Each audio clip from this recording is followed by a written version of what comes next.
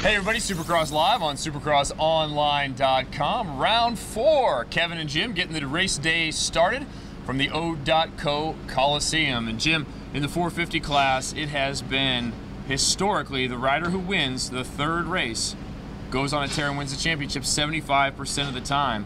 Are we at the start of a Ryan Villopoto championship season? Well, it'll be hard to say. I mean, you know, I think there's a few more guys that, you know, want to step up there and win races, but definitely the race that Ryan put together last week was a great race for him. It was a great win for him, and it's been a long time since he's won. So, I mean, yeah, it could be. I mean, 75% of the time, that's a lot of percentage there, and we'll see.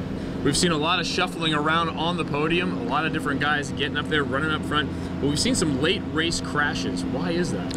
You know, the only thing I can answer to that, Kevin, is these guys are just pushing it out there. They're pushing it the whole 20 laps. I mean, they're just out there fighting for every position they can get, and they're just pushing it all the way to the checkered flag. I mean, case in point would be, you know, Anaheim. You thought Barcia had a podium, he throws it away. Then you go down to Phoenix, Trey Canard, he's running second, he throws it away. And then last weekend, Millsaps is in third, he throws it away, and Chad Reed gets on the podium. So, I mean, you know, there's been a lot of guys that have benefited from that. Chad Reed last week, Dungy at the opener, like I said, he got the podium because Barcia went down.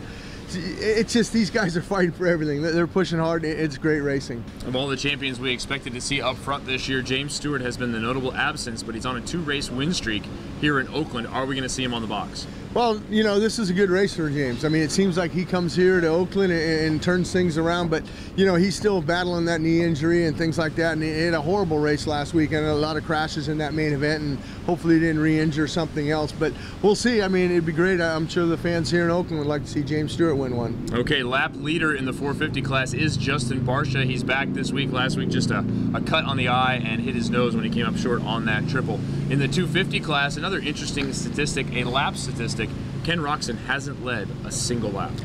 He's got to get that start. I mean, you know, we saw him do it in the heat races and run away in a couple of them, but the main event, something happens and he's always back in about 5th or 6th. You know, he needs to go out there and collect $1,000 from Nuclear Cowboys for that whole shot and just ride his own race, but he's going to have to try to derail Eli Tomac. I mean, he's got 3 coming in here. Eli won here last year. I mean, he's feeling pretty good about himself if you're Eli Tomac coming into Oakland. How about the speed of those top 3? Last week it was +2 seconds on everyone else. Talking about Seeley, Tomac, and Roczen. Who else can step into that group? Is it a guy like Osborne or Craig? They got to get the start. I mean, for Christian Craig, that 5th last week, that was great, and Osborne too. That was a great finish for him. But I mean, it was unbelievable. Those 3 guys just checked out, and they were running in a league of their own. They were just out front, pushing it hard, just like those 450 guys. The 250 guys, they pushed it hard all the way for the whole 15 main event. All right, we're going to push it hard all day for you here from the O.Co Coliseum. Looks like the weather's going to hold off. It's cloudy and cool, but I don't think there's going to be any rain, so probably not a mutter. Should produce some pretty good racing. Want to make sure you know that we have streaming live practice from 2 to 5 today. We want to make sure we thank Motorcycle Mechanics Institute, our first official sponsor of the Supercross Live program, putting the live back in Supercross Live.